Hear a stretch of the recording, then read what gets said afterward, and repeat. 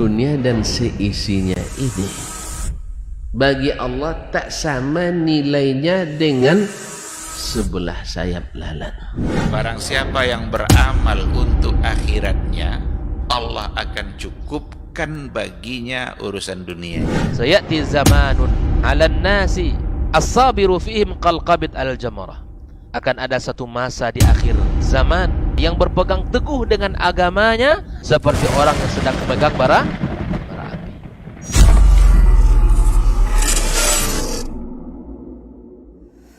Baik. Bismillahirrahmanirrahim. Assalamualaikum warahmatullahi wabarakatuh. Alhamdulillahirabbil alamin, hamdan katsiran thayyiban mubarakan fi kama yuhibbur rabbuna wa yarda ma ba'd. Para pemirsa KMTV dimanapun antum dan antuna berada, juga generasi Robani dimanapun berada, alhamdulillah kita bersyukur kepada Allah Subhanahu wa Ta'ala atas segala bentuk nikmat dan juga rahmatnya kepada kita bersama di kesempatan pagi hari ini. Kemudian salawat dan salam kita kepada Rasulullah Sallallahu Alaihi Wasallam selaku qudwah dan uswah hasanah kita dalam kehidupan. Senantiasa kita bermohon salawat dan salam kita tersambung hendaknya kepada seluruh keluarga, kepada para sahabat-sahabatnya, dan tentunya kepada orang yang berpegang teguh kepada sunnah-sunnahnya hingga hari kiamat kelak. Taib generasi Robani dan pemirsa KMTV, kita kembali dimudahkan untuk berjumpa setelah sekian lama waktu kita tidak hadir ke ruang antum di Diktat Dialog Keilmuan Islam bersama Ustadz. Dan pagi ini kita kembali dengan sebuah tema, yaitu antara debat dan taat. Ini seperti apa dan bagaimana nanti akan disampaikan oleh masing-masing guru kita yang sudah hadir di studio untuk hari ini. Ada guru kita yang mulia Ustadz Dr. Dasman Yahya Ma'ali LCMA Hafizahullah Ta'ala. Assalamualaikum Ustadz. Masya Allah, kabar baik Ustadz ya. Kemudian ada guru kita Ustadz Dr. Hidayatullah Ismail LCMA Hafizahullah Ta'ala. Assalamualaikum Ustadz. Kabar baik Ustadz ya. Alhamdulillah. Kemudian ada guru kita juga Ustadz Dr. Helmi Basri LCMA Hafizahullah Ta'ala. Assalamualaikum Ustadz. Sehat Ustadz? Alhamdulillah, bekir. Mudah-mudahan di kesempatan pagi hari ini kita dalam keadaan dan kondisi fit dan sehat walafiat dan selalu dalam lindungan Allah Subhanahu wa Ta'ala.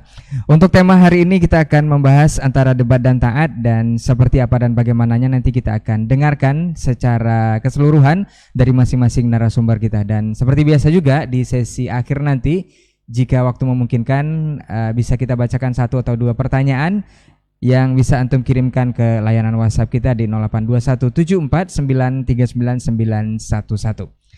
Baik, untuk tidak memperpanjang muqaddimah, kita akan langsung saja dengarkan pembahasan ini. Dan seperti biasa, kita akan minta kesediaan pertama untuk guru kita Ustadz Dr. Dasman Yahya Ma'ali LCMA Hafizahullah Ta'ala. Falyatafadhal mashkur Ustadz. Nah. Bismillahirrahmanirrahim. Assalamualaikum warahmatullahi wabarakatuh. Alhamdulillahi rabbil alamin, wassalatu wassalamu ala nabi sadiqil amin wa ala alihi tayyibin wa azwaji tahirati ummahatil mu'minin wa ashabil kiramil ghurril mayamin wa tabi'ina lahum bi ihsanin ila yaumiddin, amma ba'd. Yang sama-sama kita muliakan, kita hormati para guru kita, para masyayikh kita yang hadir di studio pada kesempatan yang mulia ini, Dr. Hidayatullah Ismail LCMA, Fadilatul Syekh Dr. Helmi Basri Ad-Dawudi LCMA, dan saudaraku Naldi Amran, serta ikhwah yang bertugas di studio, Ustadz Adnan dan Pak Cip Bayani, serta media-media lain yang ikut bekerja sama dalam menyiarkan dakwah yang berkah ini. Bersyukur kita kepadanya. Setelah cukup lama kita vakum karena berbagai kesibukan dan kegiatan, pagi ini kita kembali dengan suasana yang Masya Allah. Kalau di luar nampaknya cerah, mudah-mudahan juga secerah iman dalam dada. Kita kembali memupuk ilmu, menambah ilmu, memupuk iman, yang mudah-mudahan dengannya kita semakin naik derajat menjadi taqwa, yang membuat kita kuat istiqamah di atas jalan dakwah, di atas jalan Nabi alaihi salatu wassalam. Tentu ini tak lain dan tak bukan atas didikan dan bimbingan Nabi kita sallallahu alaihi wasallam. Oleh itu perbanyaklah selawat dan salam kepadanya, dan lebih daripada itu adalah senantiasa merujuk kepadanya, sehingga berhaklah kita menisbatkan diri kepada sunnahnya, yaitu ahlus sunnati wal jamaah, yang tidak mengenal dalam beragama kecuali sunnah Nabi alaihi salatu wassalam. Tema yang diangkat pada pagi ini, Masya Allah, para pemirsa, para pendengar yang saya muliakan, yang saya hormati, yang saya cintai, mudah-mudahan juga antum dalam keadaan bersemangat, dalam keadaan taat. Adalah antara debat dengan taat. Kalimat debat sebenarnya bukan dari bahasa Arab, tapi taat dari bahasa Arab. Mungkin sengaja digabungkan ini. Dan masing-masing dari dua kalimat ini berimplikasi yang sangat berbeda. Yang suka mendebat biasanya susah untuk taat, dan yang suka taat biasanya juga tidak akan suka berdebat. Kalau kita merujuk kepada sejarah para makhluk Allah Subhanahu wa taala, maka yang pertama mendebat itu adalah iblis alaihi laknatullah. Dan debatnya tidak tanggung-tanggung, yaitu mendebat Allah yang menciptakannya sendiri.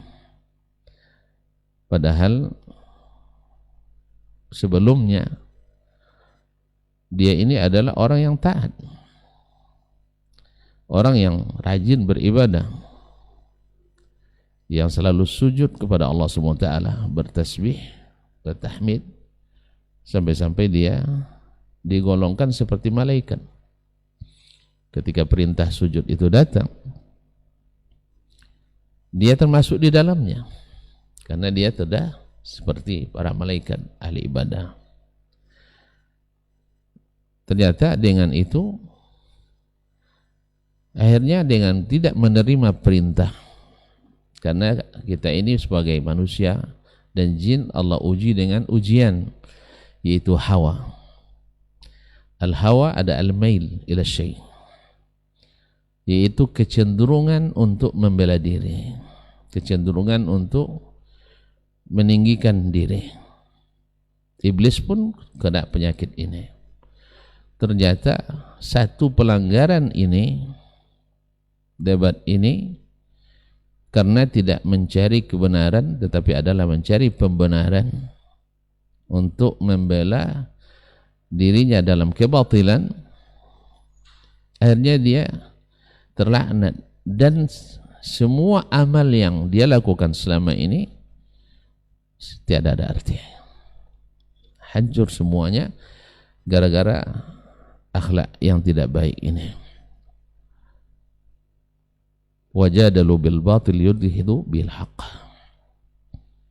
Mereka berjidal dengan kebatilan untuk menolak kebenaran.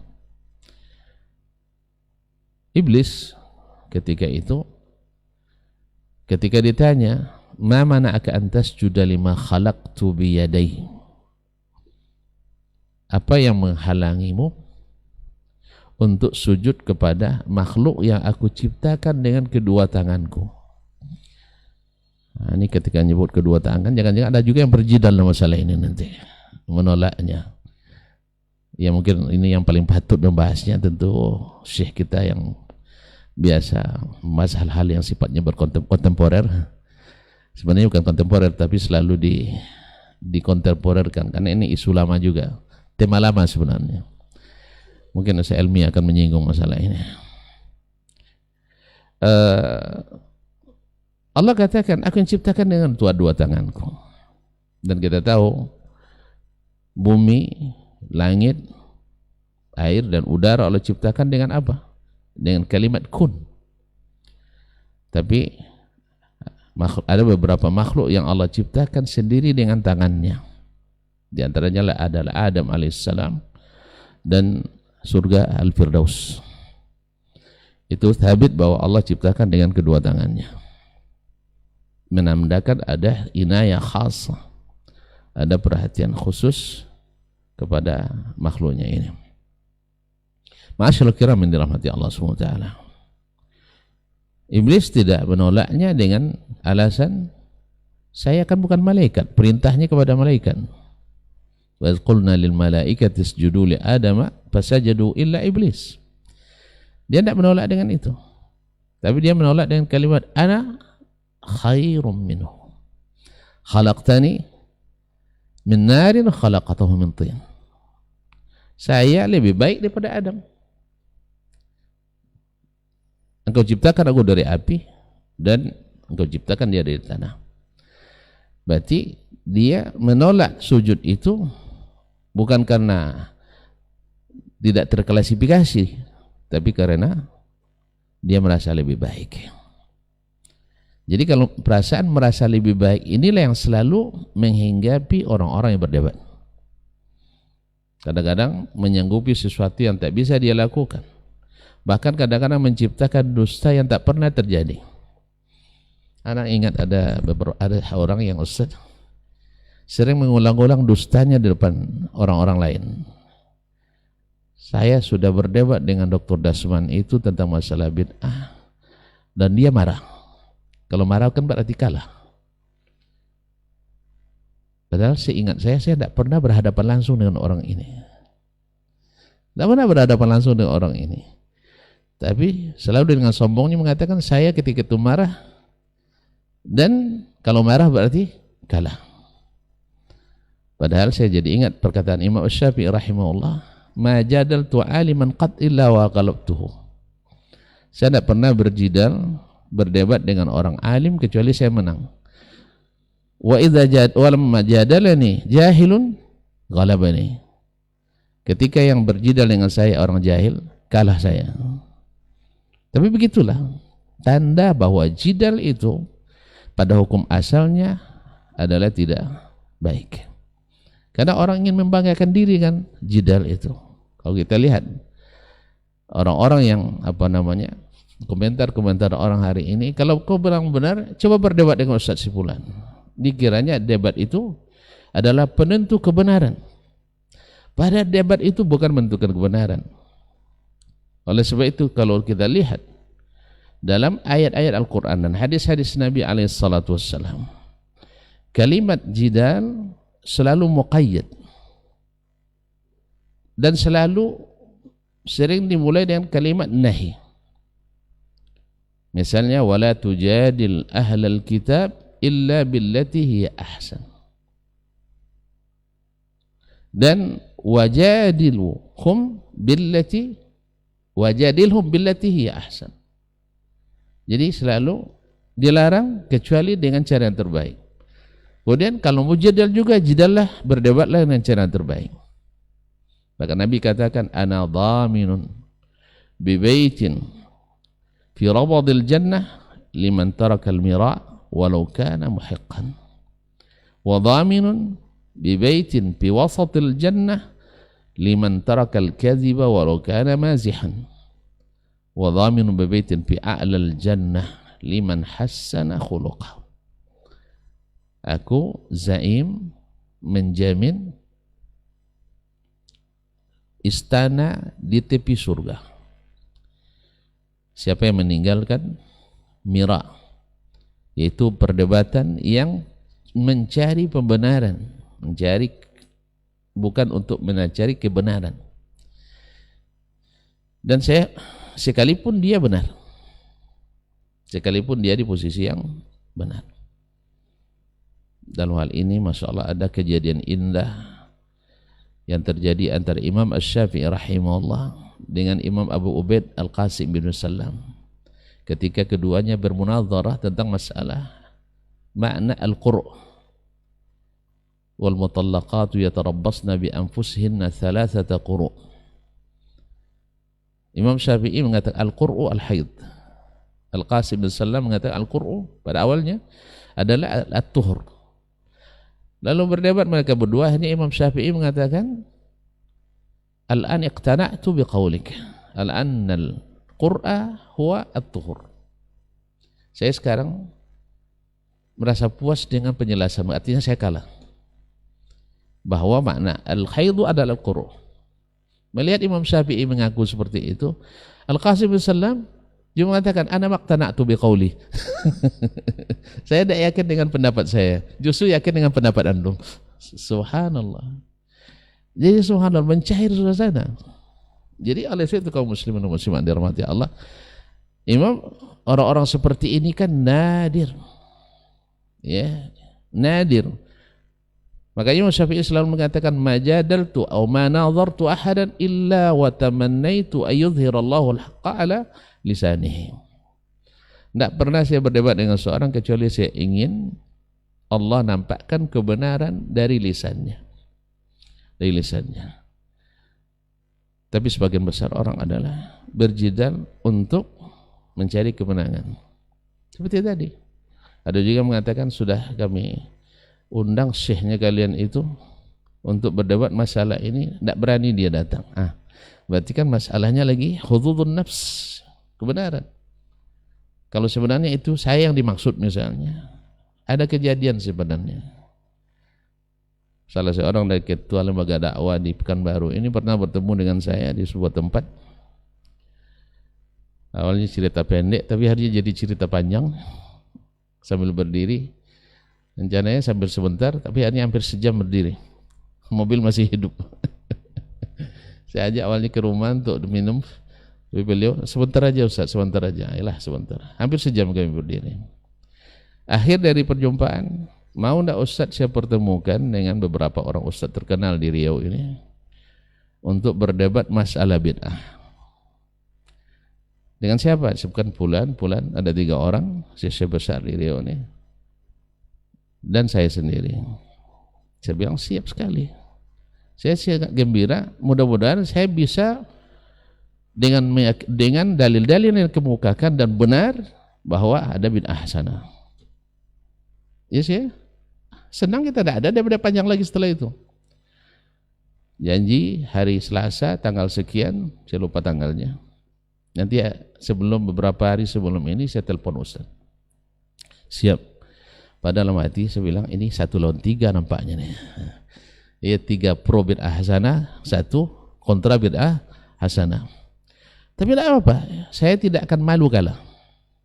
Sebab yang saya cari adalah kebenaran. Kalau mereka saya tidak tahu hati mereka.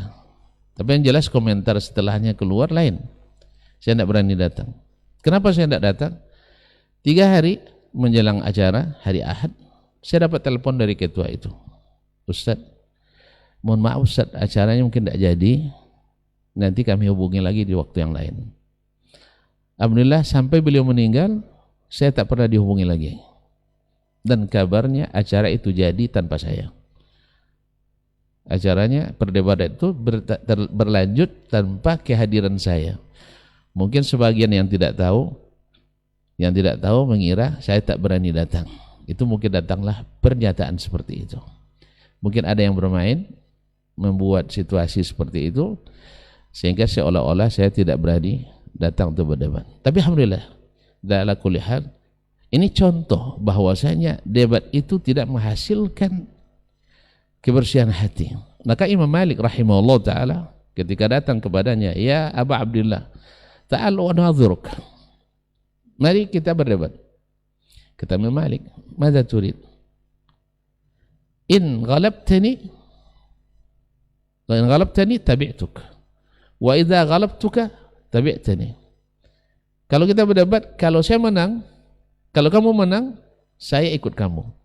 Dan sebaliknya, kalau saya menang, kamu ikut saya. Kata Imam Malik, ya hadza ad-dinu laysa liman ghalab. Ara'aita law ghalabana ghairuna nattabi'uh? Bagaimana nanti kalau ada orang lain yang ketiga, diajaknya pula kan berdebat, kalah pula kita berdua, kita ikut pula dia? Ad-din laysa liman ghalab. Agama itu bukan orang yang menang debat. Bukan yang menang debat. agama itu lillahi wa rasulihi sallallahu alaihi wasallam, milik Allah dan Rasulnya. Oleh itu, ikhwani wa akhwati billah, maka debat asalnya adalah tidak dianjurkan. Karena asalnya pertama dilaksanakan menghancurkan. Ketika debat itu la yuradu bil haqq. Karena rata-rata perdebatan itu adalah, apalagi kalau perdebatan itu depan orang ramai, pasti masing-masing ingin menunjukkan kebolehannya. Oleh sebab itu di antara adab yang disebutkan oleh para ulama, ketika kita berdebat dan berhasil meyakinkan lawan debat kita, jangan dikeluarkan semua amunisi. Kadang-kadang saya melihat ada sebagian ketika kan ada viral itu yang buat viral salah seorang tokoh debat muda yang baru lahir, ya, yang sedang naik daun, tapi kalau cepat sekali naik daun cepat lisutnya nanti. Nah, karena semakin berbicara semakin menampakkan ketidakahliannya, kecuali hanya berdebat liyudhid bil haqq. Ya. Kenapa? Semakin orang itu sudah tahu, semakin dia keluarkan amunisi sehingga menghancurkan. Enggak. Ini bukanlah adab seorang mukmin dalam berdebat. Apalagi kalau antum debat dengan istri. Kalau udah paham dia satu hujah dah selesai. Jangan dihancurkan dengan berbagai hujah-hujah selanjutnya yang menyudutkan dan membuat dia kerdil di depan kita atau depan orang lain, apalagi di depan halayak ramai, apalagi disiarkan. Cukup satu atau dua, kalau dia sudah mengakui, selesai. Kenapa? Karena tujuannya bukan untuk menjatuhkan orang. Karena menjatuhkan orang itu masuk dalam ancaman Nabi SAW, man talabal ilma mimma yubtagha, man talabal ilma liyumaru liyumaru bihil ulama atau subhanallah, tolong ingatkan Syekh, liyubari bihil ulama atau yumari bihi as-sufaha. Nah, siapa yang menuntut ilmu lam yarah raihatal jannah, siapa yang menuntut ilmu untuk menampakkan kebolehan di depan orang-orang safi, orang-orang yang tidak berilmu, atau untuk berdebat dengan orang-orang berilmu, tidak mencium bau surga. Wa inna rihaha la yujadu min masirati kada wa kada, dan bau surga itu didapatkan dari jarak begini-begini, sangat jauh. Jadi bau surga aja tidak dapat kalau tujuannya adalah untuk berdebat, dan tujuan berdebat adalah mencari kemenangan, apalagi ingin menjatuhkan. Oleh itu ikhwani fillah, mudah-mudahan Allah kita jauhkan kita daripada debat dan jadikan kita ahli taat. Dan buah dari debat, buah dari taat adalah dua sisi yang sangat berlawanan. Mungkin Dr. Saudara Ustaz, tuan-tuan guru kita akan menjelaskan lebih lanjut. Saya sudahi sampai di sini. Nanti kita kembangkan dalam tanya jawab. Wabillahi taufiq wal hidayah. Wassalamualaikum warahmatullahi wabarakatuh. Waalaikumsalam warahmatullahi wabarakatuh. Barakallahu fiik, jazakallahu khairan untuk pendahuluannya. Dan selanjutnya kita akan dengarkan antara debat dan taat ini dari guru kita Ustaz Dr. Hidayatullah Ismail LCMA hafizahullah taala. Fadhilul mashkur. Bismillahirrahmanirrahim. Assalamualaikum warahmatullahi wabarakatuh. Alhamdulillah wassalatu wassalamu ala Rasulillah wa ba'd. Para masyayikh, para guru kita yang kita muliakan, Dr. Dasman Yahya Ma'ali LCMA, guru kita Dr. Limi Basri LCMA, dan seluruh ikhwah yang ada di studio, saudara-saudari, para pemirsa dimanapun berada. Alhamdulillah, dengan rasa syukur kita kepada Allah Subhanahu Wa Taala, kembali kita bertemu di kajian kita di Diktat pagi ini. Tidaklah apa yang kita lakukan pagi ini melainkan taufik dari Allah Subhanahu wa taala yang patut untuk kita syukuri bersama, karena Allah kumpulkan kita, Allah pertemukan kita dalam kebaikan dan amal saleh. Mudah-mudahan Allah Subhanahu wa taala menerima ketaatan kita dan Allah berikan kepada kita pemahaman dari ilmu yang kita pelajari, serta menguatkan kita dan memberikan taufik kepada kita untuk bisa mengamalkan ilmu yang kita pelajari. Karena memang sejatinya ilmu itu adalah melahirkan amal dan mendekatkan diri kita kepada Allah Subhanahu wa taala, bahkan menghadirkan rasa takut kita kepadanya. Ya, ilmu itu adalah sesungguhnya khasyatullah, yang menghadirkan rasa takut kita kepada Allah Subhanahu wa taala. Kalau kita sudah tahu, kita takut kepada Allah, kita tidak mau melanggar aturan-aturannya, dan kita mencintai Allah, dan kita khawatir atas azab Allah Subhanahu wa taala. Dan agar rasa ilmu itu ada dalam diri kita, cara untuk menjaganya adalah mengamalkan ilmu itu sendiri. Betapa banyak orang yang belajar tapi tidak mengamalkan ilmunya, maka tidak ada rasa ilmu itu di hatinya. Maka sekecil apapun atau sedikit apapun ilmu yang sudah kita pelajari, maka amalkan agar dia melahirkan manfaat dan kebaikan dalam diri kita. Kemudian salat dan salam untuk Nabi kita yang mulia sallallahu alaihi wasallam. Mudah-mudahan kita semua mendapatkan syafaatnya pada hari kiamat kelak. Ya. Ikhwafillah rahmakumullah, tadi guru kita Dr. Rasman telah mengawali mukaddimah yang indah, ya, bahwa menekankan satu prinsip dasar di dalam beragama, yaitu taat dan menjauhkan perdebatan. Taat ini adalah sebuah konsekuensi syariat sebetulnya, karena memang ketika kita bersyahadat, ya, kita mengucapkan asyhadu an la ilaha illallah wa asyhadu anna muhammadar rasulullah, yaitu ada konsekuensi yang mesti kita jaga dan kita jalani. Di antaranya adalah harus taat, ya, harus taat kepada Allah Subhanahu wa taala, harus taat kepada baginda kita alaihi salatu wassalam. Di antara poin yang terdapat pada kalimat asyhadu an la ilaha illallah wa asyhadu anna muhammadar rasulullah adalah ta'atuhu fi amri, ya. Kita mentaati pada perkara yang diperintahkan Allah, pada perkara yang diperintahkan oleh Nabi kita alaihi salatu wassalam, ya, kita mentaati dan kita tunduk kepada apa yang diperintahkan. Itu adalah sebuah konsekuensi juga yang mesti kita jaga dalam kehidupan. Maka taat itu akan selalu menghadirkan kebaikan. Makanya subhanallah, ketika prinsip orang beriman itu terhadap perintah-perintah Allah Subhanahu wa taala cukup mengatakan sami'na wa ata'na. Kita dengarkan dan kita patuhi, kita taati, ya. Dan sesungguhnya kalimat sami'na wa ata'na ini adalah amaliyah. Bukan hanya sekedar lisan, kita ucapkan dengan lisan tapi kita selisih dengan perbuatan, bukan itu. Tapi sami'na wa ata'na adalah sebuah kalimat yang menjadi buah amal dalam kehidupan kita. Maka seorang mukmin terhadap perintah Allah Subhanahu wa taala, sami'na wa ata'na. Kalaupun nanti kita tidak atau belum mampu mengamalkannya, maka ghufranaka rabbana wa ilaikal masir. Kita minta ampun kepada Allah Subhanahu wa taala. Cukup kita katakan sami'na wa ata'na. Banyak perkara dalam Islam, ya. Ketaatan apa? Ketaatan seorang istri kepada suami. Sebelum semua itu adalah ketaatan seorang hamba kepada Allah, ketaatan seorang kepada Nabi sallallahu alaihi wasallam. Nah, seluruh perintah Allah dan Rasulnya sallallahu alaihi wasallam wajib untuk kita taati, ya. Wajib untuk kita taati. Dan begitu juga kepada seorang istri kepada suami, wajib untuk taat terhadap apa yang diperintahkan oleh suaminya.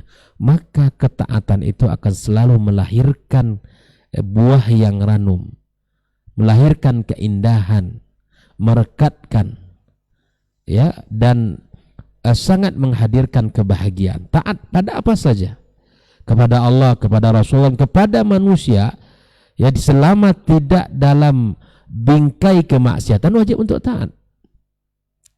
Taat kepada orang tua, subhanallah, itu akan mengundang apa? Mengundang ridha Allah Subhanahu wa taala. Ridha Allah fi ridhal walidain wa sukhtullah fi sukhtil walidain. Taat kepada orang tua, ya, taat kepada nasihat yang telah disampaikan, taat kepada aturan-aturan orang tua. Orang tua menyuruh kita begini, kita taat. Selama tidak ada unsur kemaksiatan, maka wajib untuk kita taat kepada kedua orang tua kita. Seorang istri kepada suami wajib taat. Seorang Nabi kita SAW ditanya, ya Rasulullah, kenapa wanita itu tidak paling banyak ya penghuni neraka? Yakfurnal ashir, kata Nabi SAW, karena banyak wanita-wanita ini tidak taat. Tidak taat ini adalah dengan apa? Yakfurnal ashir ini bukan apa, tetapi tidak mensyukuri apa yang memang diberikan oleh suaminya. Akibatnya apa? Allah Subhanahu wa taala murka. Allah Subhanahu wa taala murka kepada wanita yang tidak taat ini, yang tidak bersyukur kepada apa yang diberikan oleh suami. Maka Nabi SAW sampai mengatakan, kalaulah seandainya manusia boleh sujud kepada manusia, maka seorang istri untuk sujud kepada suami, begitulah besarnya. Maka kunci agar bisa taat kepada suami, hendaklah seorang wanita menghadirkan bahwa kedudukan seorang suami itu besar di hadapan syariat ini, bahkan lebih besar di hadapan orang tuanya setelah ia menikah. Khawfillah rahmatullah.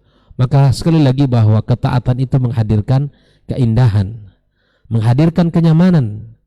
Bahkan subhanallah, taat kepada Nabi SAW dalam perkara agama ini akan menghadirkan hidayah Allah Subhanahu wa taala. Wa in tuti'uhu tahtadu. Kalau kalian taat kepada Muhammad sallallahu alaihi wasallam, tahtadu, kalian akan mendapatkan petunjuk. Maka taat kepada Allah, kepada Nabi SAW itu menghadirkan petunjuk, menghadirkan kebaikan dalam diri kita. Petunjuk itu sangat kita butuhkan. Ya. Petunjuk itu akan mengarahkan kepada keselamatan. Maka ikhwafillah rahimakumullah, maka tema taat itu sangat luas dan akan selalu menarik untuk kita bahas, karena memang menghadirkan cinta dan bahkan ampunan Allah Subhanahu wa taala. Dan bahkan subhanallah, menghadirkan banyak kebaikan-kebaikan di luar apa yang kita duga kebaikan itu. Allah akan berikan kepada kita banyak hal di dalam urusan taat kepada Allah Subhanahu wa taala. Karena masih manusia enggak taat kepadanya.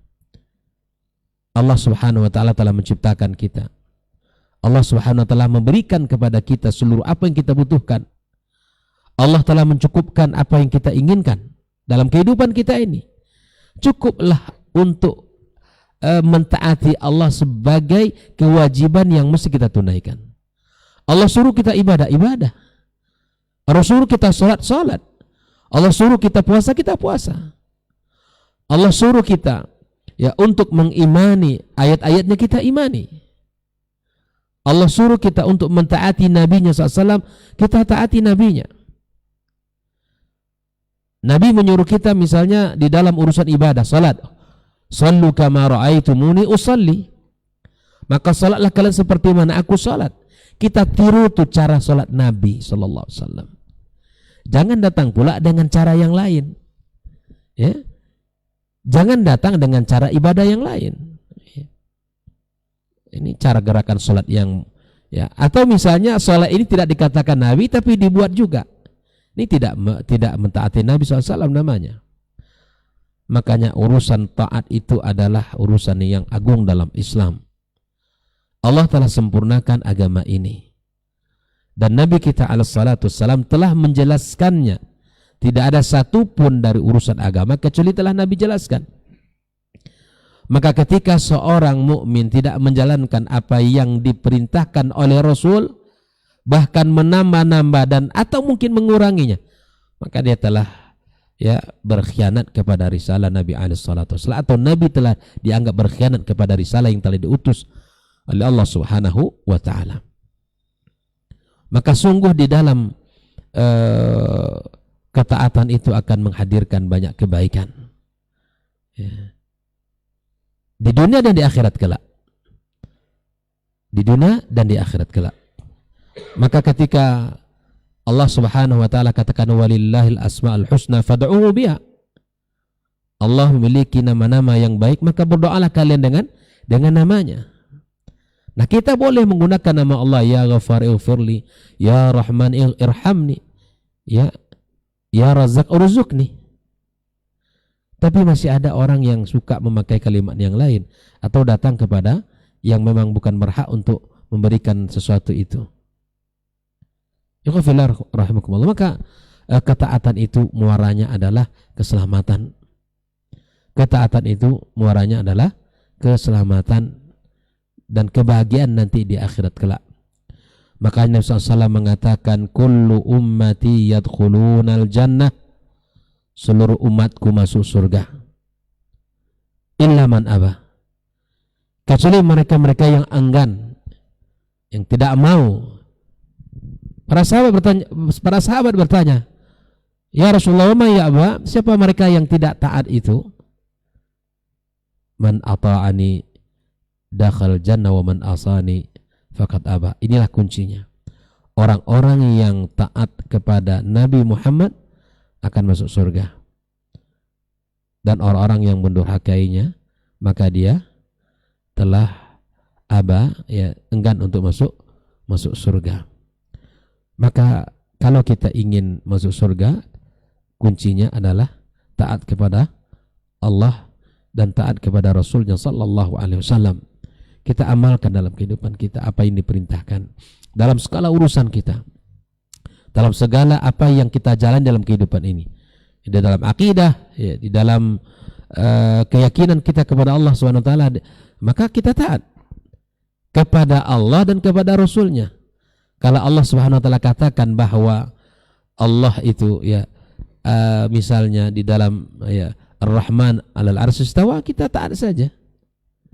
Tidak perlu kita menggunakan akal kita sehingga kita harus memalingkan maknanya. Ketika Nabi kita sallallahu alaihi wasallam menyebutkan tentang bahwa di antara sifat Allah itu nuzul, ketika Allah turun ke langit bumi ketika malam tinggal sepertiganya, sudah kita taati dan kita yakini, tidak perlu kita memalingkan makna atau menolak maknanya.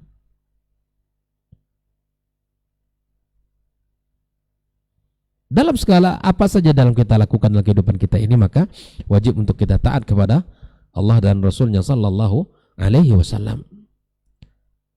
Di dalam urusan muamalah kita, di dalam urusan mencari rezeki kita, kehidupan kita, maka apa yang kita lakukan, apa yang kita kerjakan, di dalam urusan kita taati Allah dan Rasulnya sallallahu alaihi wasallam. Nah, di dalam urusan agama, dalam segala hal yang kita lakukan dan kita yakini ini, maka hindari debat. Karena debat itu tidak akan menghadirkan keharmonisan dan bahkan mendangkalkan hati. Dan bahkan itu akan mengurangi rasa hormat. Makanya tadi dikatakan di antara perkataan Imam Syafi'i itu, ma nazartu ahadan ila ala nasihah. Berdebat itu tidak lain tidak bukan untuk apa? Untuk menyampaikan hanya nasihat. Kalaupun itu harus dilakukan, kalau tidak tinggalkan. Karena perdebatan itu sesuatu yang dibenci oleh Allah Subhanahu wa taala, sebagaimana Nabi mengatakan, ya abghadur rijali ilallah al-aladul qasam. Orang yang paling dibenci oleh Allah adalah laki-laki yang perdebatannya keras. Orang-orang yang tidak menyukai sunnah Nabi SAW atau para pelaku bid'ah misalnya, dia tidak suka untuk dikasih nasihat, tidak senang untuk diberikan ilmu, untuk dibetulkan apa yang ia lakukan. Berdebat panjang sampai berdebat kusir dan sampai seterusnya, tidak akan menghadirkan banyak kebaikan.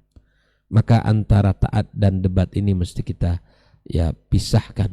Ketaatan menjadi bagian yang tidak boleh, dan perdebatan hal yang mesti kita tinggalkan.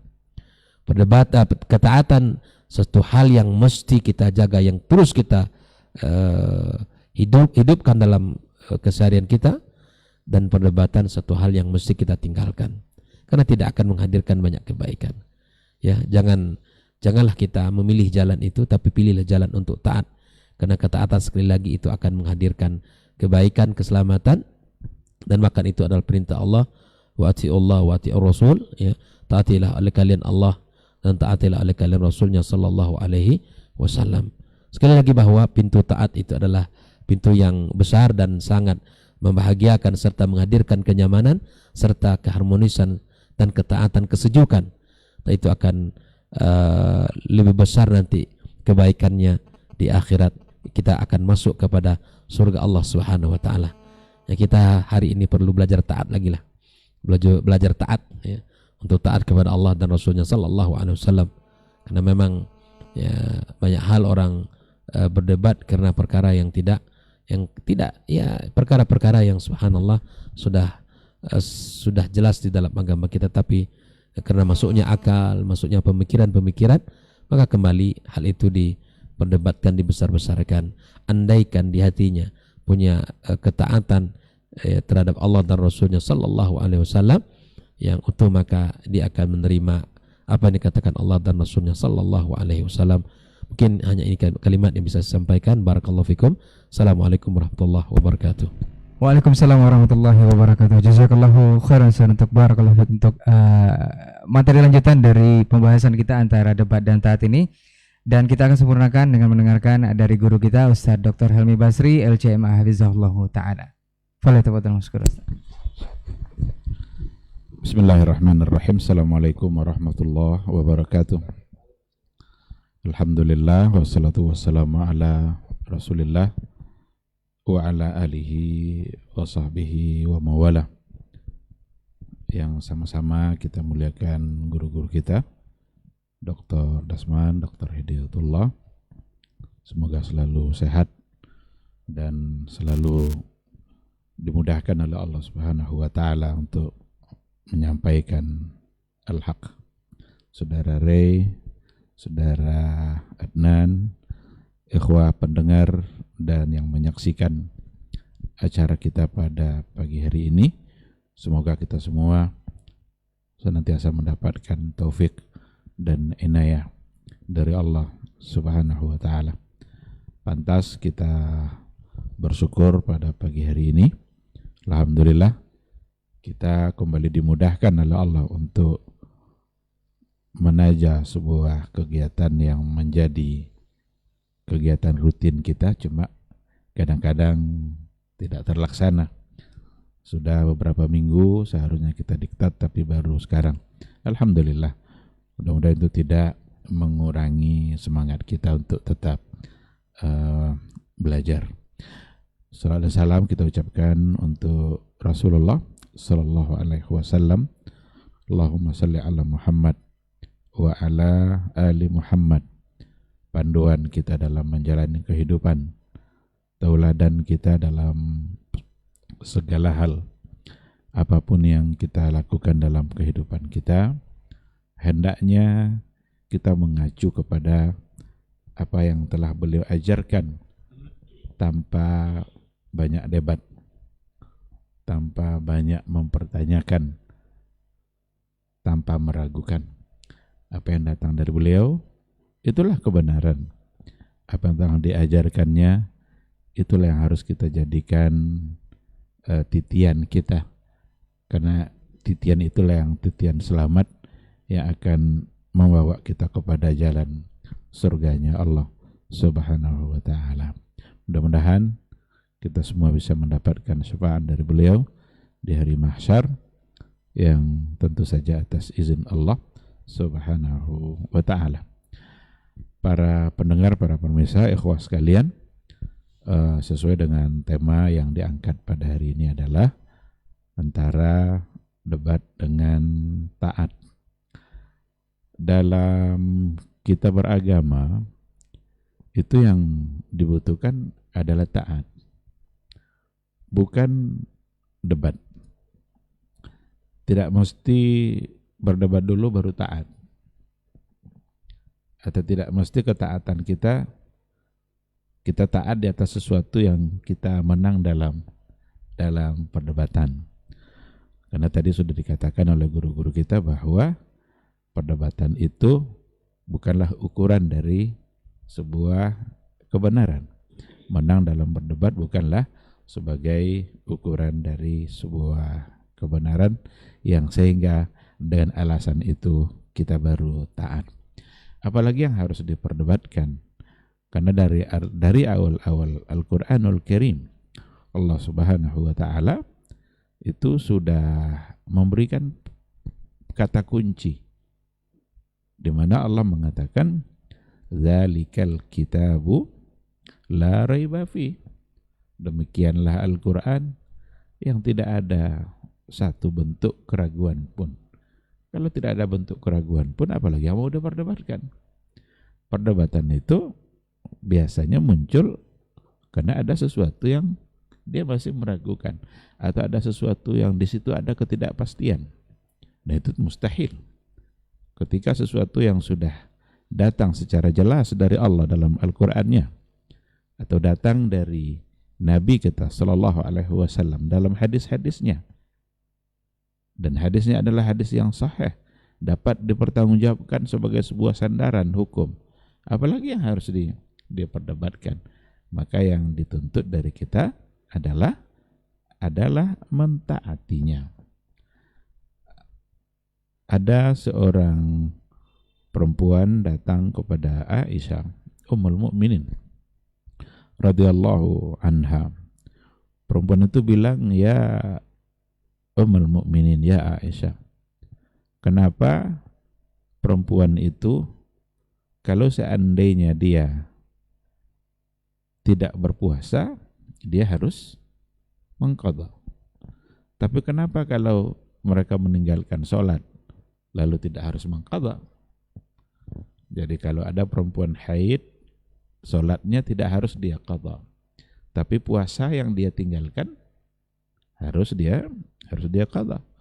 Kunna nu'maru biqada'is shaumi wa la nu'maru biqada'i as-shalah. Kenapa itu? Aisyah tidak menjawab. Padahal ini satu pertanyaan yang sebenarnya sangat tepat untuk didebat oleh seorang istri Nabi yang namanya Aisyah. Tapi Aisyah itu orangnya sangat cerdas. Dia tidak menjawab. Dia malah ingin memastikan ini perempuan ini siapa ini.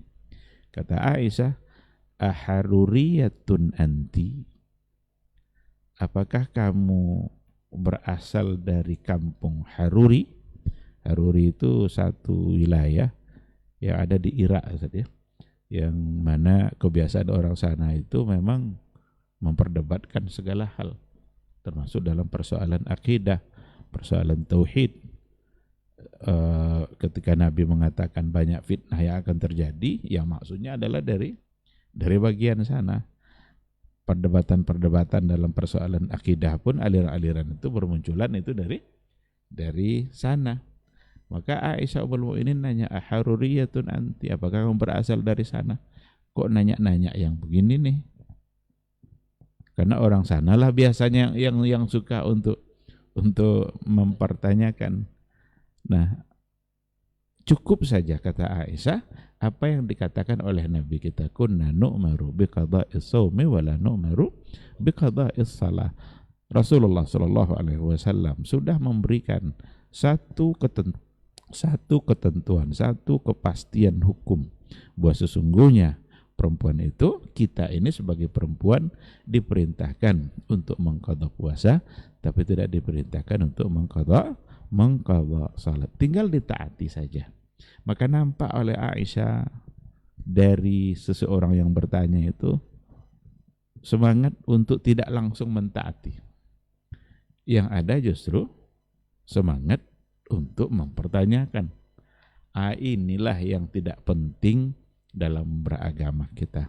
Beragama yang paling penting ketika ada satu ketentuan yang benar, yang sahih, yang sah, ada dalam Quran, ada pada hadis Nabi, maka kita tinggal sami'na wa ata'na.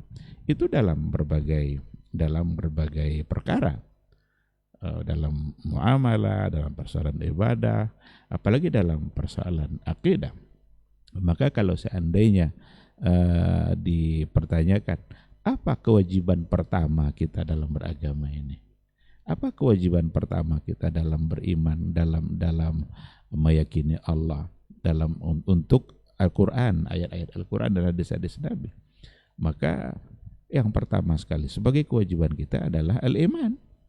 Kita mesti mengimaninya, percaya, taat saja.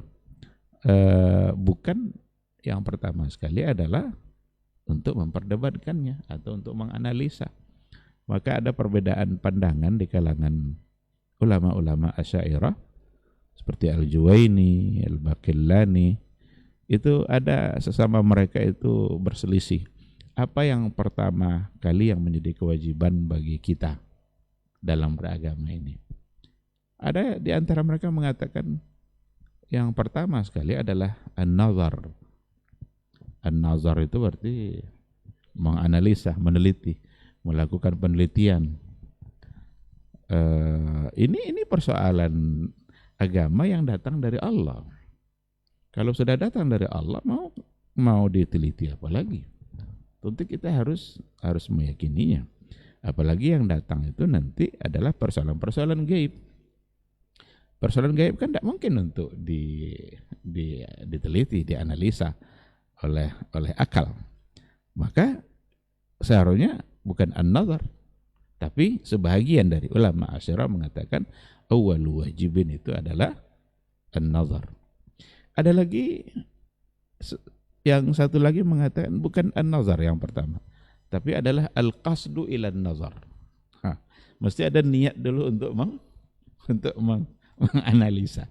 Berarti sebelum dinazar ada dulu al-qasdu ila an-nazar. Ada sebuah syair di kalangan Asy'ariyah itu bunyinya awwal wajibin 'alal insani ma'rifatul ilahi bistiqani. Bistiqani ini kan ada langkah-langkah untuk menuju keyakinan. Langkah-langkah untuk menuju keyakinan itu berarti ada nazar. Sekarang tidakkah cukup kebenaran yang disampaikan oleh Allah tentang dia umpamanya, tentang diri dia, tentang sifat-sifatnya, tidakkah cukup itu untuk langsung kita imani? Ataukah perlu mempertanyakan? Ketika Allah mengatakan Ar-Rahmanu 'alal 'arsy istawa. Sekarang pertanyaannya, pernahkah pada masa Nabi dulu itu diperdebatkan? Pernahkah dulu Abu Bakar, Umar, Utsman, Ali, sahabat-sahabat yang mulia yang lainnya memperdebatkan, mempertanyakan? Atau tidak? Ya iblis, ma mana'aka an tasjuda lima khalaqtu biyadayya. Lalu ada ayat lain, yadullahi fawqa aydihim. Di sini yadayya dia musanna. Yadullah fawqa aydihim itu mufrad. Mufrad berarti satu. Musanna berarti dua. Adakah di kalangan para sahabat dulu yang bertanyakan, ya Rasulullah, tangan Allah itu dua atau satu? Ya kan tidak pernah ada. Kenapa tidak pernah ada? Karena memang asas mereka bukan nazar, bukan meneliti. Lalu apa kalau bukan itu? Al-iman, al-itsbat. Mereka mengimani, mereka menetapkannya. Maka sahabat dulu paling jauh dari perdebatan-perdebatan yang mempersoalkan hal-hal yang sudah pasti. Maka Aisyah yang tadi itu Ummul Mukminin langsung dia cut langsung itu. Haruriyatun anti. Karena memang dari sanalah munculnya orang-orang yang suka berdebat dalam persoalan akidah itu. Nah maka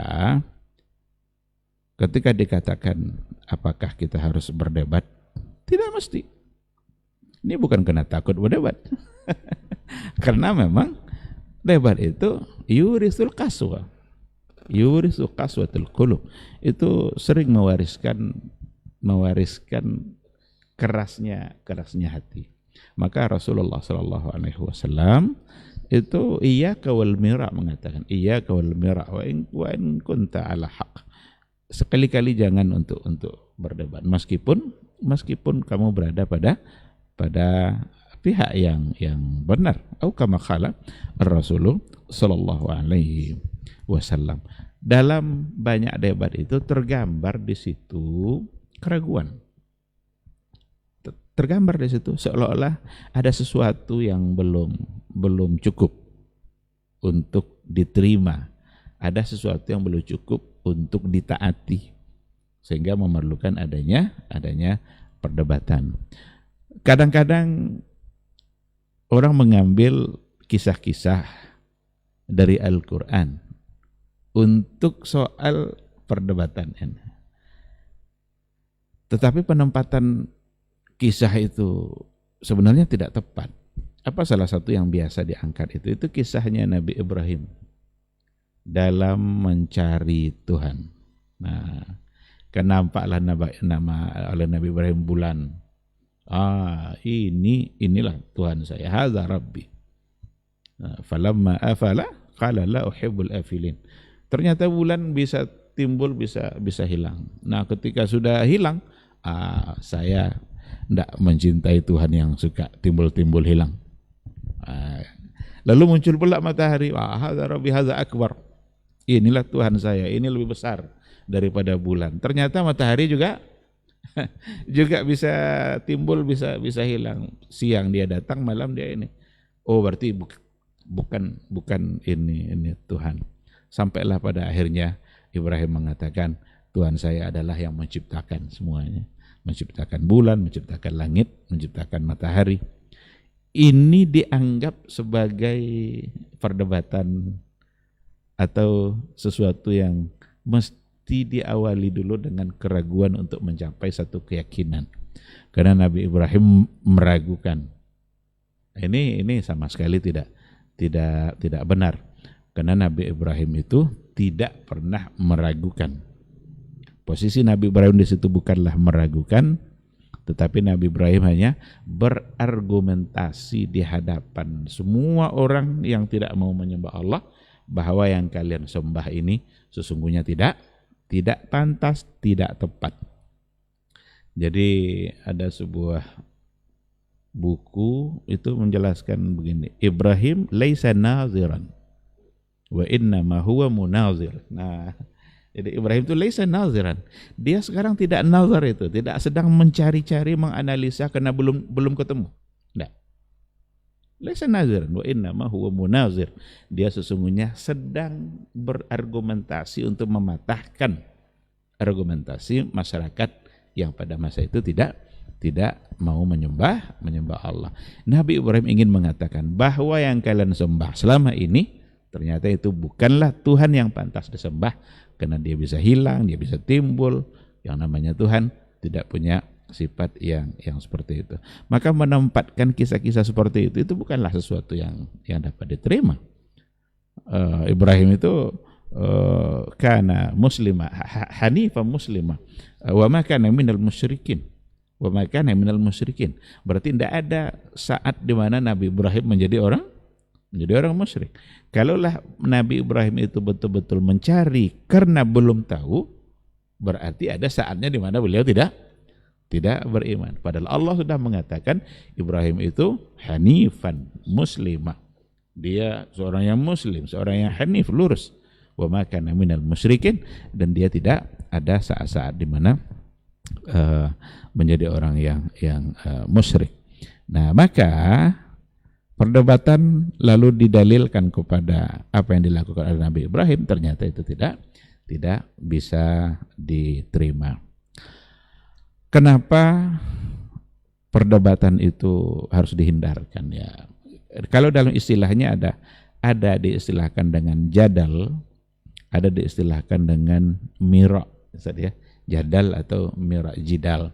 Itu kalau kita tengok hadis-hadis Nabi, memang itu sesuatu yang perlu dihindarkan. Ada kalau bisa enggak gitu. Kecuali maka mesti ada lapisnya, wajadilhum billati hiya ahsan. Kenapa demikian? Karena ada beberapa hal. Pertama, dilihat dari tujuannya. Apa tujuan dari mira? Tujuan dari mira itu ya tarafu'. Tarafu' itu ingin dia yang menonjol. Kalau perdebatan itu biasanya ingin memenangkan argumentasi yang ada pada diri dia. Ingin dia selalu yang berada di atas. Tarafu'. Jadi ba'ithnya memang, motivasinya memang tidak baik. Kalau memang harus seperti itu, maka dia akan memenangkan berupaya untuk berhujah sedemikian rupa meskipun kadang dibuat-buat. Ini samalah dengan pengacara-pengacara di persidangan. Satu bilang ini mencuri, satu bilang ini enggak. Yang bilang enggak mencuri akan membela habis-habisan. Yang bilang satu lagi juga akan membela habis-habisan karena ingin mereka yang dimenangkan oleh pengadilan. Itulah ciri-ciri dari mira itu. Maka wajarlah Nabi melarangnya. Karena kebenaran itu bukan datang dari menangnya kita dalam berdebat. Itulah seperti yang dikatakan oleh Imam Malik yang tadi itu. Nah, yang kedua, mira itu lebih kepada izhar al-akhta fi kalamil ghair. Lebih pada menyatakan, ingin mengungkap, membongkar kesalahan-kesalahan fi kalamil ghair pada ungkapan orang lain. Jadi yang dicari itu mesti salahnya nanti.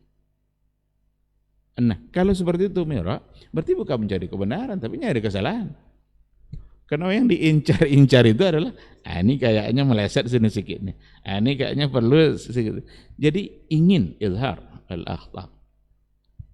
Nah, maka itu sesuatu yang tidak tidak penting dalam beragama.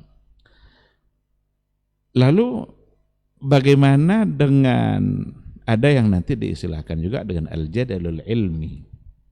Ada nanti dialog-dialog ilmiah atau al-hiwarul ilmi. Hiwar itu nanti bisa saja berbeda dengan mira yang dilarang oleh Rasulullah Sallallahu Alaihi Wasallam. Kalau hiwar itu bisa saja membahas satu persoalan, tapi tujuannya bukan untuk tarafu', tapi untuk izharul haq, untuk mencari kebenaran. Kalau tadi izharul akhta, kesalahannya ingin ditonjolkan. Sementara yang baik tadi itu adalah ketika izharul haq, yang diinginkan adalah untuk mendapatkan kebenaran, dan kebenaran tidak mesti berkeluar dari lisan kita. Maka salah satu dari ungkapan mulia juga yang datang dari Imam Syafi'i kalau saya tidak salah, ketika dia berdialog dengan orang-orang lain dalam persoalan agama, dia ingin al-haq itu keluar dari lisan lawannya atau dari lisan orang yang teman dia berdialog tadi. Bukan justru yang diharuskan adalah dari dia. Karena mengharuskan kebenaran datang dari kita sendiri, memang harus kita yang menang. Di situ saja sudah ada unsur kesombongannya. Karena dari awal kita sudah merasa bahwa kita yang benar. Kalau dialog ilmiah tidak seperti itu. Kenapa iblis tadi tercelah? Karena memang dari awal dia sudah merasa benar. Dugaan dia ternyata tidak betul. Dia menduga seperti itu, tapi ternyata tidak. Ana khairum minhu, saya lebih baik dari dia. Khalaqtani min nar wa khalaqtahu min tin. Engkau ciptakan saya dari api, sementara dia dari tanah.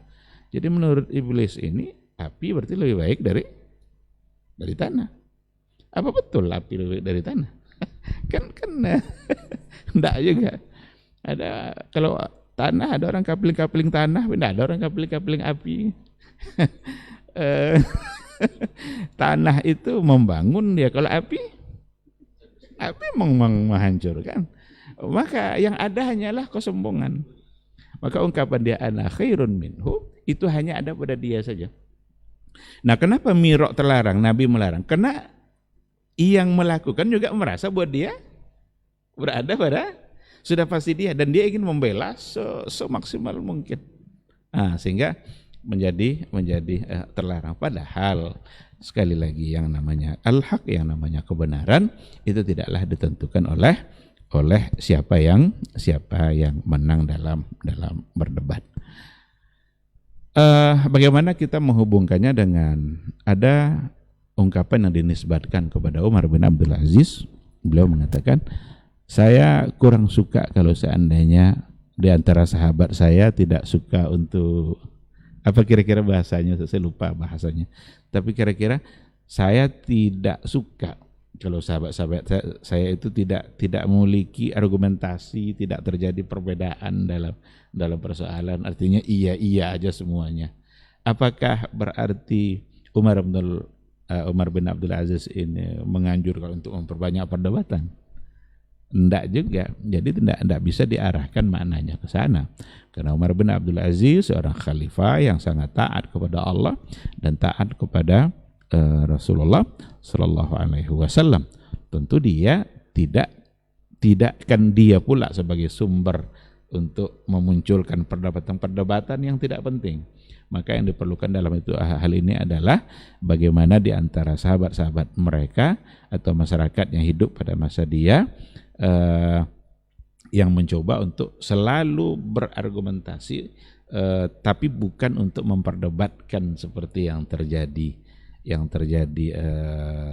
pada masa-masa belakangan, apalagi pada masa-masa sekarang.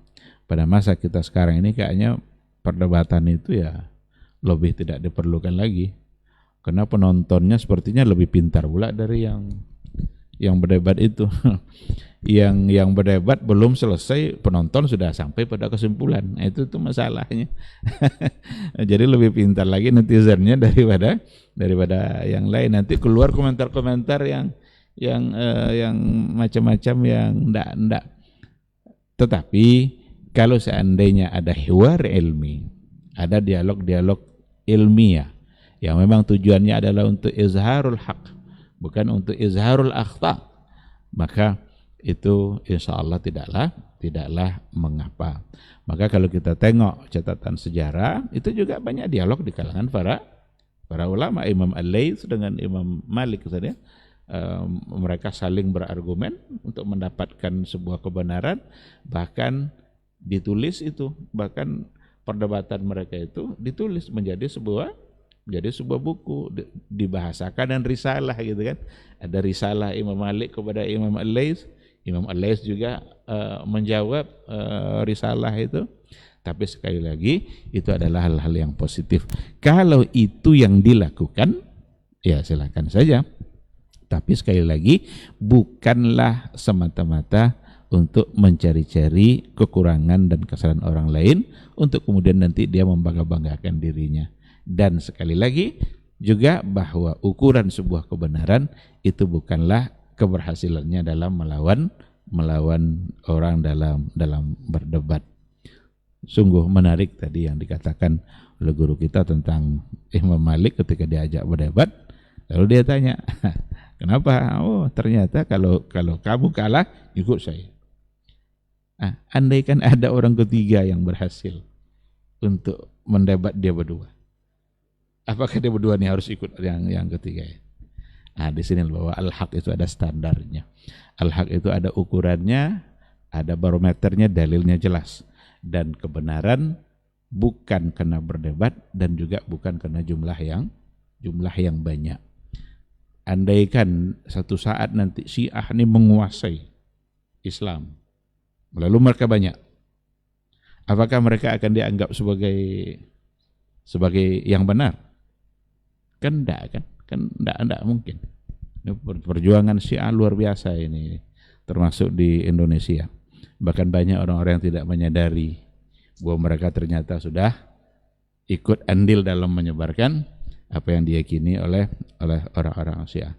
Nah, oleh karena itu bukanlah ukurannya yang terbanyak, bukan juga ukurannya menang dalam perdebatan, tapi yang al-haq itu adalah ma qala Allah wa ma qala Rasuluhu sallallahu alaihi wasallam. Mungkin ini yang bisa saya sampaikan, karena katanya juga diktat tidak akan terlalu lama gitu saja. Karena ada acara setelah ini.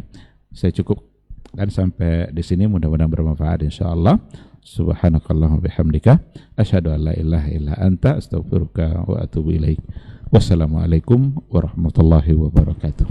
Waalaikumsalam warahmatullahi wabarakatuh. Barakallahu fiik, jazakallahu khairan untuk materi kita di kesempatan pagi hari ini mengenai antara debat dan taat. Mudah-mudahan apa yang sudah disampaikan oleh masing-masing guru kita tadi tentang tema bahasan kita bisa dipahami, dan yang paling penting adalah bisa diamalkan dan diaplikasikan dalam keseharian kita. Mudah-mudahan beroleh manfaat juga. Mohon izin kepada Ustadz, di sisa waktu kita jawab. Ada 2 pertanyaan Ustadz, kita bacakan yang pertama dulu dari Haikal di Cirebon. Assalamualaikum Ustadz, semoga Ustadz dan tim selalu dalam lindungan Allah. Mau bertanya Ustadz, apa maksud hadis dibangunkan rumah di surga jika meninggalkan debat? Apakah benar-benar rumah atau derajatnya ditinggikan di surga? Dan bagaimana kalau kita di atas kebenaran? Apa ada syarat syariat yang diperbolehkan untuk kita berdebat Ustadz? Syukron, jazakallahu khairan, barakallahu fiik.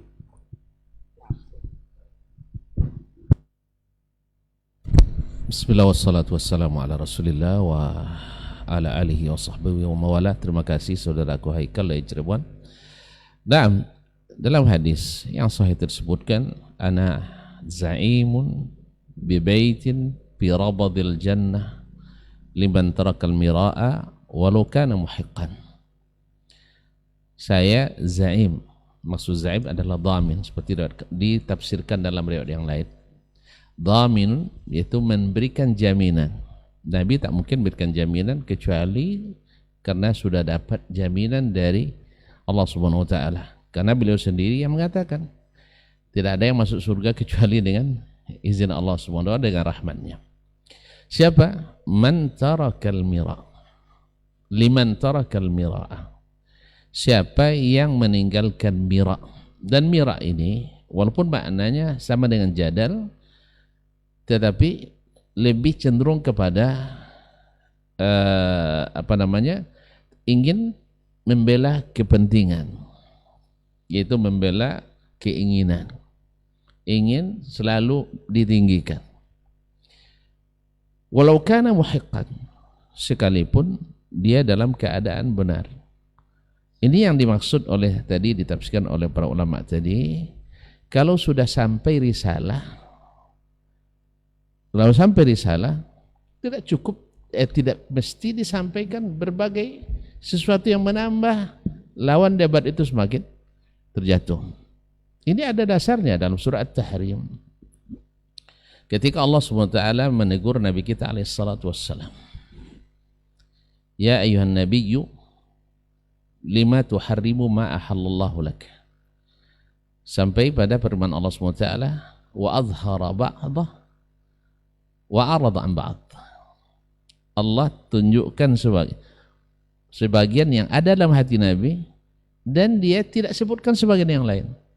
Jadi ada hal-hal lain yang terbersit dalam hati Nabi ketika mengharamkan madu itu, tapi Allah tidak tunjukkan itu, tidak dinampakkan. Kenapa? Risalah sudah sampai bahwa Nabi SAW telah mengambil keputusan yang tidak diizinkan Allah.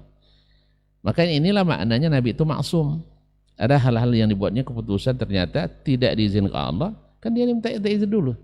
Hanya ijtihad beliau. Maka Nabi berijtihad. Kalau wahyu tidak mungkin salah, tapi ijtihad Nabi mungkin salah, dan salah Nabi berijtihad langsung dibenarkan oleh Allah Subhanahu wa taala. Artinya langsung dianulir. Nah, di sini dapat pelajaran bahwasanya tidak mesti mengalahkan, tidak mesti menghujani dengan hujah-hujah yang menjatuhkan. Cukup dah sampai risalah sudah. Nabi sudah diketahui mengambil ijtihad yang salah lalu dibenarkan Allah Subhanahu wa taala. Demikian juga ayat-ayat lain Allah Subhanahu wa taala mengatakan ma asabakum min musibatin fabima kasabat aydikum wa ya'fu an katsir. Allah tidaklah menimpakan suatu musibah kepada kalian kecuali karena ulah daripada hasil pekerjaan kalian. Dan Allah memaafkan banyak, tidak diinikan. Demikian juga kita ketika kadang-kadang berdebat dengan istri, berdebat dengan suami, kalau sudah sampai risalah jangan diungkit-ungkit lagi yang banyak-banyak, itu tambah pusing dia, tambah jatuh dia, baik suami atau istri. Tapi yang sering itu kan istri kan, yang sering itu karena bahan bicaranya, simpanannya, savingnya tinggi gitu, daya savingnya tuh kesalahan itu tinggi.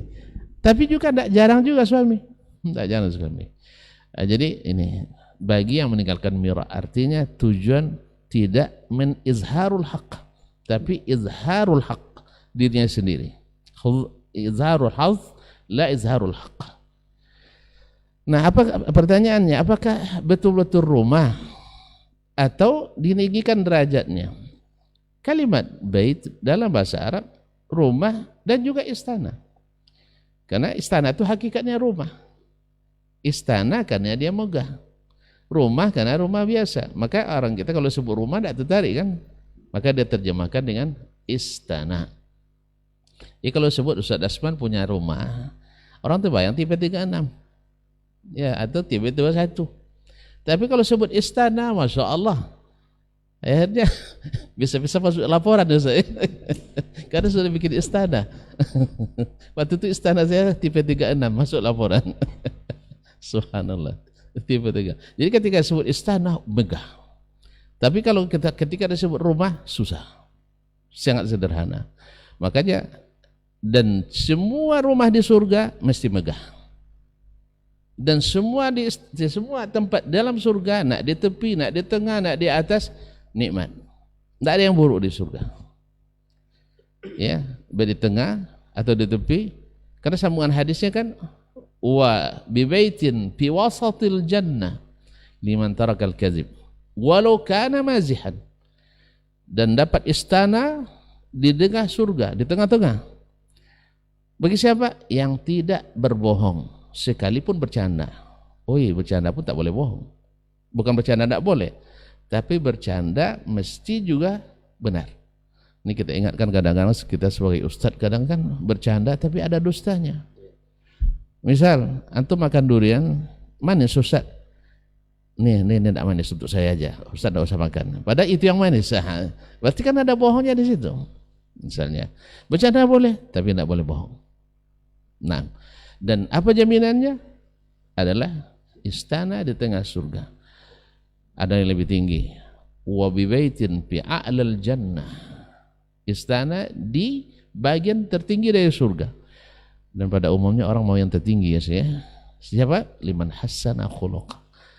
Bagi orang yang membaikkan akhlaknya. Dan akhlak yang baik tuan-tuan tahu sendiri itu bukan perkara mudah. Harus siap meninggalkan mira' tadi.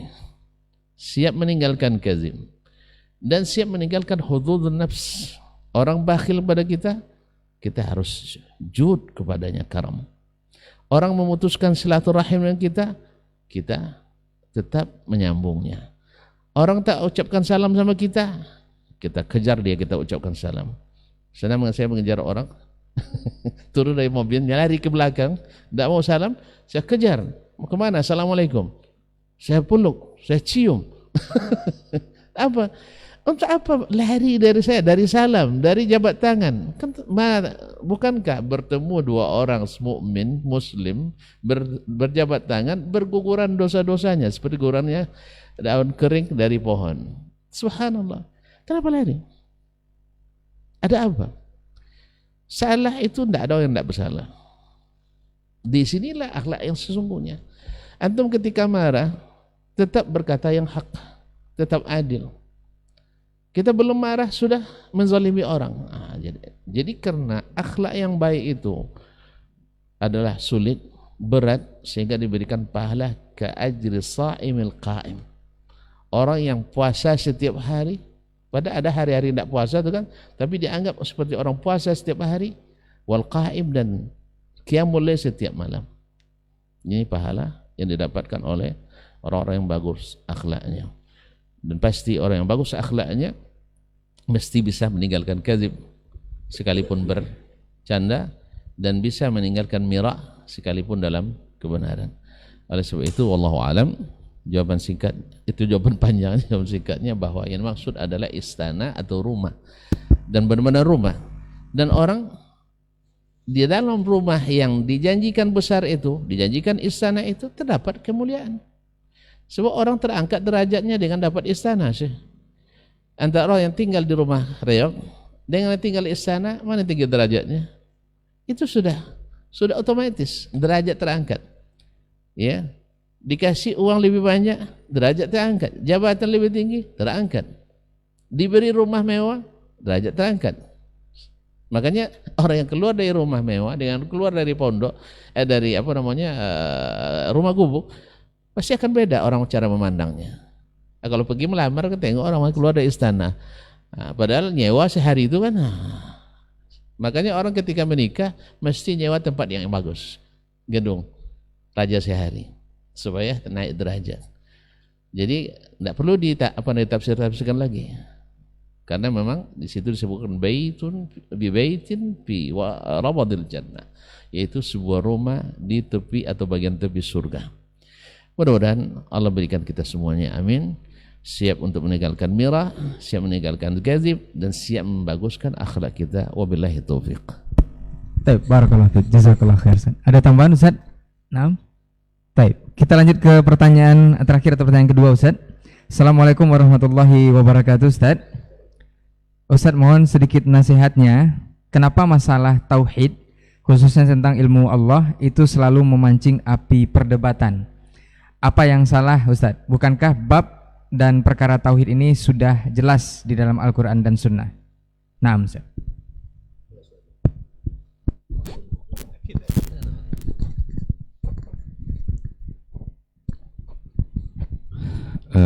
Bismillahirrahmanirrahim. Alhamdulillah wassalatu wassalamu ala Rasulillah wala haula wala quwata illa billah. Saya ingin mencoba untuk mengawali jawaban, nanti insyaallah bisa disempurnakan oleh guru-guru kita. Terima kasih kepada yang bertanya. Yang intinya adalah kenapa kalau persoalan tauhid selalu memunculkan masalah. Apa yang salah di sini? Yang salah tidak ada kecuali sikap orang menerimanya. Dan persoalan tauhid itu adalah persoalan asas. Asas da'watir rusul itu adalah tauhid. Pondasi dakwah semua nabi itu adalah tauhid. Maka setiap nabi yang diutus, mereka pertama sekali adalah membereskan semak-semak yang ada pada persoalan keyakinan, persoalan akidah. Banyak yang tersinggung karena banyak yang punya semak itu, dan banyak yang tidak siap untuk meninggalkan. Sekali disampaikan bahwa ini tidak boleh, ternyata dia menjadi kebiasaannya, tentu akan menjadi tersinggung dan tidak siap untuk menerima. Rasulullah Shallallahu Alaihi Wasallam pertama sekali membawa risalatul Islam yang beliau luruskan memang adalah persoalan akidah. Maka kerja dakwah Nabi yang pertama sekali tashih al-janibil aqadi ladas sahabah ladal mujtama. Rasul itu meluruskan, mensahihkan, membenarkan al-janibil aqadi dari sisi akidah, dari sisi tauhid, karena itu adalah asas. Sebelum dibangun apapun, maka pondasilah yang harus dibangun lebih awal dan pondasinya harus kuat. Dan tauhid itu lawan dari syirik. Tauhid itu adalah lawan dari kata syirik. Ketika kita mengajak orang untuk bertauhid, berarti harus meninggalkan semua bentuk kesyirikan. Kenapa tersinggung? Ya bisa saja karena kebanyakan masyarakat terjebak pada perbuatan-perbuatan yang selama ini dianggap boleh-boleh saja, ternyata oleh agama itu syirik. Ketika disampaikan ini ayatnya, ini hadisnya, bahwa itu adalah syirik, itu tidak mudah langsung untuk diterima. Pasti orang akan merasa tersinggung dan berpikir panjang untuk merubah kebiasaan lama, apalagi beralasankan kepada ini yang kami dapatkan dari nenek moyang kami dari dulu, ini yang kami terima dari awal dulu, masa ini yang disalahkan, masa ini tidak boleh, padahal ini adalah perkara yang memang sudah lama kami dididik untuk seperti ini. Ada orang-orang biasa untuk meminta-minta ke kuburan-kuburan orang yang saleh, meminta-minta ke kuburan-kuburan keramat. Tiba-tiba datang seorang dai yang menyampaikan bahwa itu adalah salah, ini adalah syirik, syirik itu berbahaya. Apakah mudah diterima? Enggak. Inilah sebenarnya. Jadi tidak ada yang salah kecuali apa tidak yang salah? orang yang menyikapinya. Haruskah kita sampaikan terus tauhid? Jawabannya iya. Kita ingin selamat Pertama, diri kita sendiri, kedua keluarga, kemudian masyarakat secara luas. Ingin kita selamat di akhirat kelak. Dan salah satu yang akan benar-benar membuat kita tidak selamat adalah syirik. Kalau syirik berarti dia nggak berhak dapat surga. Dia tidak berhak mendapatkan syafaat dari Nabi kita SAW. Tidak berhak mendapatkan ketenangan, keamanan, kenyamanan di hari akhirat kelak. Allazina amanu wa lam yalbisu imanahum bizulmin ulaika lahumul amnu wa hum muhtadun. Orang-orang beriman dan dia tidak mencampuri imannya sedikit pun dengan zulmin. Zulmin di sini artinya adalah syirik. Sahabat saja saking ingin amannya di mahsyar, ketika ayat itu disampaikan oleh Nabi, mereka saling pandang itu. Kalau begitu tidak ada kita yang selamat nih katanya. Karena siapa pula di antara kita yang tidak pernah menzalimi dirinya? Ya Rasulullah, ayyuna la yazlim nafsah. Siapa di antara kami yang tidak menzalimi diri? Kalau gitu tidak ada kami yang selamat. Itu berarti sahabat kan ingin kali nanti di hari mahsyar itu ini selamat. Lalu Nabi mengatakan, laisa kama tazunnun, tidak seperti yang kalian duga, bahwa zulmin di situ maksudnya adalah syirkin. Karena dalam ayat lain, inna syirka la zulmun azim. Maka itu masuk ke dalam tafsir al-ayah bil ayah yang dijelaskan langsung oleh Rasulullah sallallahu alaihi wasallam. Nah, oleh karena itu kita akan terus mendakwahkan tauhid. Nggak boleh kita berhenti, karena ini adalah asas dakwah semua nabi, maka ini pula yang akan menjadi asas dakwah semua para da'i, para ulama. Karena al-ulama warasatul anbiya. Ada orang tersinggung, tidak ada persoalan. Mudah-mudahan Allah memberikan hidayah kepada kita bersama. Mudah-mudahan kita terpelihara dari semua bentuk perbuatan syirik itu. Yang kita harapkan hanyalah ridha Allah, dan semoga memang Allah meridainya.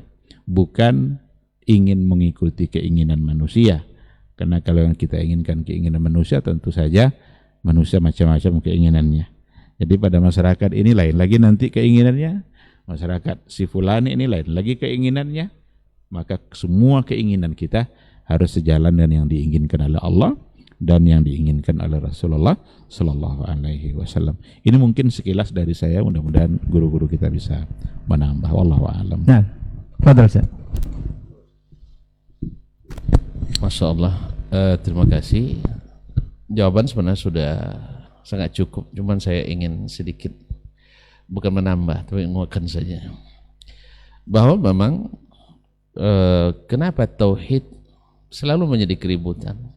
Alhamdulillah memang semua Rasul dan Nabi tidak ada yang tidak ribut dengan masyarakat. Tidak ada yang tidak ribut dengan masyarakat. Bahkan di antara mereka ribut dengan keluarga yang sendiri, istrinya sendiri, anaknya sendiri. Dan ada contoh dengan orang tua yang sendiri. Jadi kalau ada dakwah yang adem ayem diterima semuanya, itu dicurigai. Tidak ada dakwah para nabi yang diterima 100%.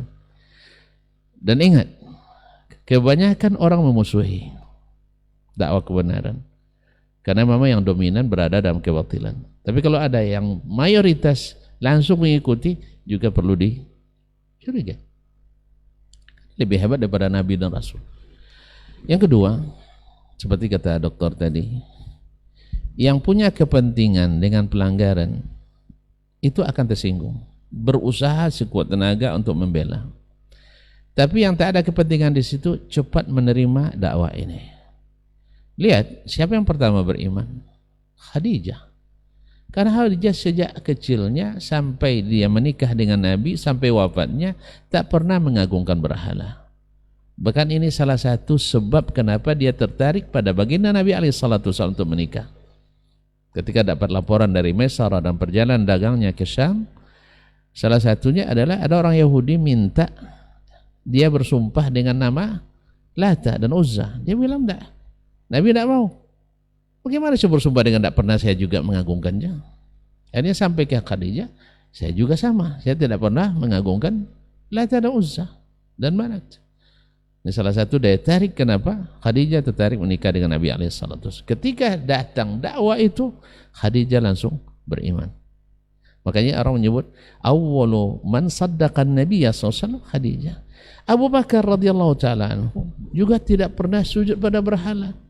Juga tidak ikut dengan keramaian-keramaian jahiliyah yang legal tapi tidak halal, walaupun hati mereka itu tahu itu haram, tapi tetap mereka lakukan.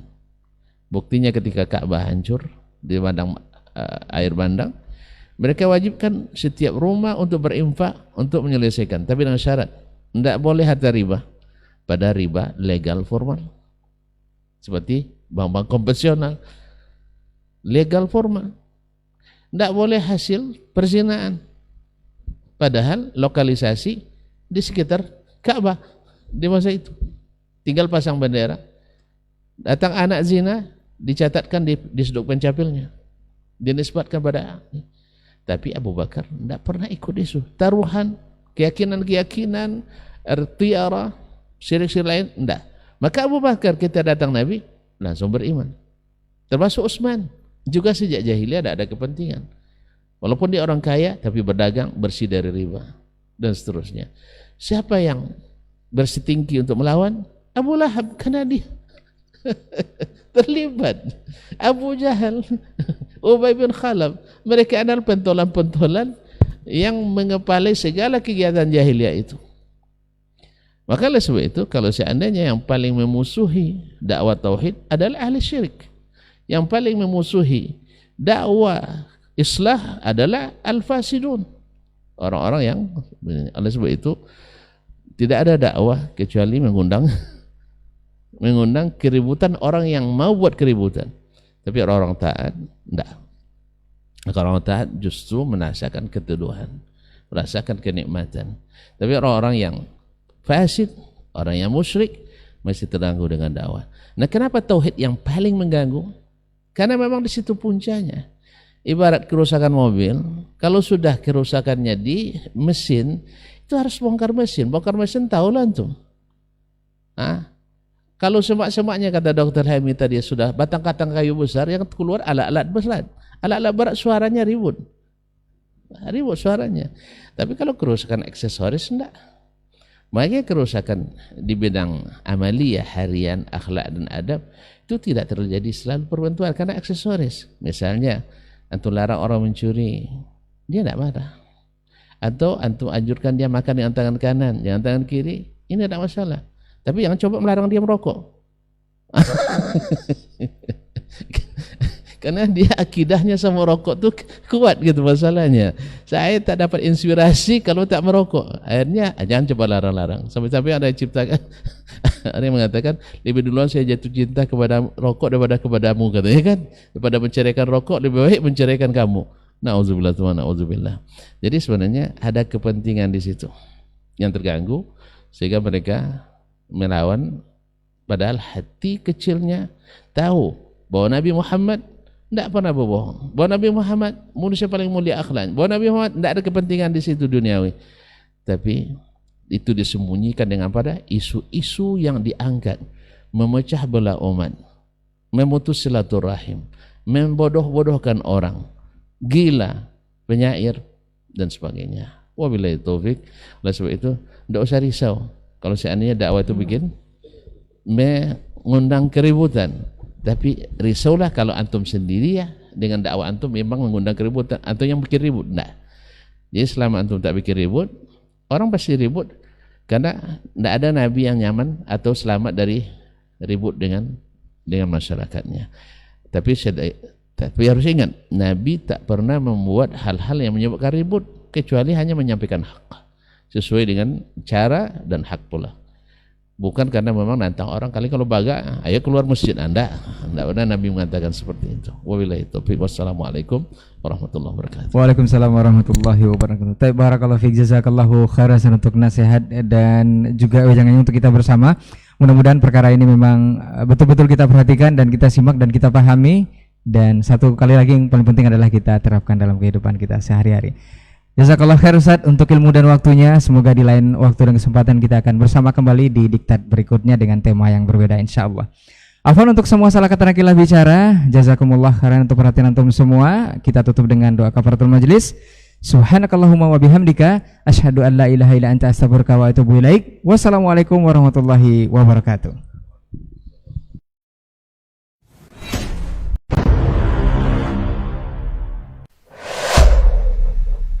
Dunia dan seisinya ini bagi Allah tak sama nilainya dengan sebelah sayap lalat.